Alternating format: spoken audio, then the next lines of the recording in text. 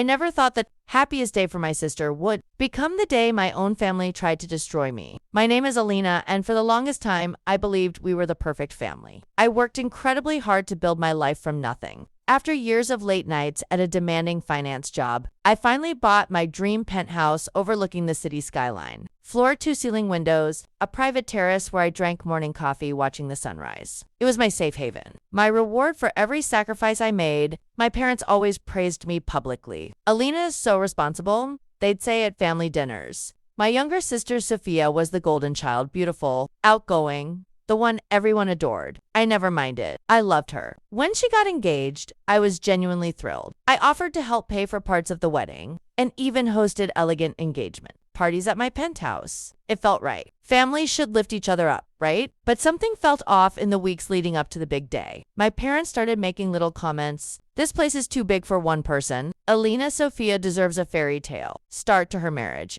I brushed it off as wedding stress. Grandma Margaret, my rock since childhood, would just sit quietly in the corner during these conversations, sipping her tea with that knowing look in her eyes. She had always been my protector, the one who believed in me when no one else did. The night before the wedding, my parents asked me to meet them privately at my penthouse. I thought it was about final details. I remember feeling excited, setting out wine glasses, ready to celebrate. But when they walked in, their faces were serious. My father cleared his throat and said, "Alina, we need to talk about the penthouse." My mother jumped in, her voice sweet but firm. "It's only fair, sweetheart. Sophia needs this more than you do right now. A young couple starting out, they should have a proper home. You can always find something smaller." I stood there frozen, the city lights twinkling behind me like nothing was wrong. My heart started pounding. They weren't asking, they were demanding. They had already told Sophia and her fiancé that the penthouse would be their wedding gift from the family. From me, without ever asking how I felt. In that moment, I felt a crack form in my chest, the kind that spreads fast and deep. How could the people who raised me treat my life's greatest achievement like shared property to hand over? I tried to reason with them. My voice trembled as I reminded them I had bought it with my own money. No help from anyone. But their eyes turned cold. "Don't be selfish. Alina, this is what family does."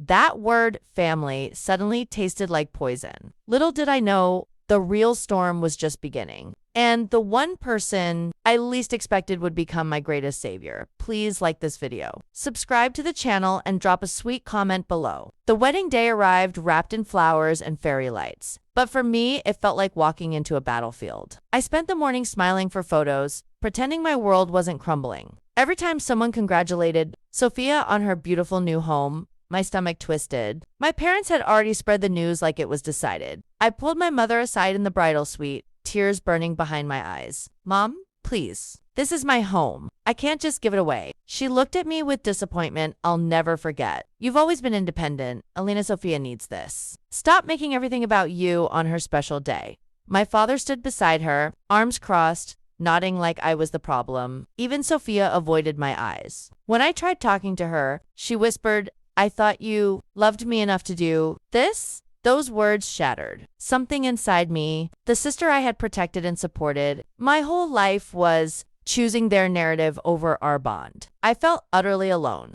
During the ceremony, as Sophia walked down the aisle in her stunning gown, I sat in the back row fighting back tears. My penthouse wasn't just bricks and glass. It represented every late night. I chose work over sleep. Every relationship I put on hold, every time I proved I could stand on my own, and now my family wanted to strip that away like it meant nothing. The reception was worse. My parents made toasts about family generosity, while guests glanced at me with pity or judgment. I excused myself to the terrace, the same one at my penthouse where I had hosted their engagement party. My hands shook as I gripped the railing. How had my success become a threat? How had love turned into entitlement? The betrayal cut deeper than I ever imagined. I felt broken, exposed, and completely invisible to the people who were supposed to love me most. That night, after the guests left, I drove home in silence. The city lights blurred through my tears. I sat on my couch in the penthouse, looking around at the life I had built, wondering if I would lose it all because I dared to say no. The pain was suffocating. But in the middle of that darkness, a quiet strength began to stir. I realized I couldn't control their greed, but I could choose how I responded. I just didn't know yet that help was coming from the one person who had been watching everything. The next morning, my grandmother called me early. Her voice was calm but carried a steel I had rarely heard. Alina, come to my house. Bring the ownership papers for the penthouse. It's time. I didn't understand, but I went. When I arrived, my parents and Sophia were already there, looking smug, thinking they had one. They started pressuring me again, talking about family unity and how I needed to sign the papers transferring the penthouse. Grandma Margaret stood up slowly, her small frame suddenly commanding the entire room. She looked at my parents with quiet disappointment that carried decades of weight. You two have always been greedy, she said softly. But this time, you went too far. What happened next left us all speechless. Years ago when I bought the penthouse, Grandma had secretly helped with the down payment money from her late husband's trust that she never told anyone about. More importantly, she had structured it as a protected family trust with me as the sole beneficiary. My parents had no legal claim, none. She had also kept records of every financial demand they had made over the years, including how they had tried to pressure her into changing her will to favor Sophia. Grandma revealed everything. In that living room with the quiet power only a wise elder possesses, she played recorded conversations where my parents openly discussed getting what was owed to them from my success. Their faces went pale. Sophia looked devastated as the truth sank in. My father tried to argue, but Grandma simply said, "You demanded what wasn't yours. Now everyone sees who you really are." The revenge wasn't loud or cruel, it was pure justice. My parents lost face in front of the entire extended family when word spread.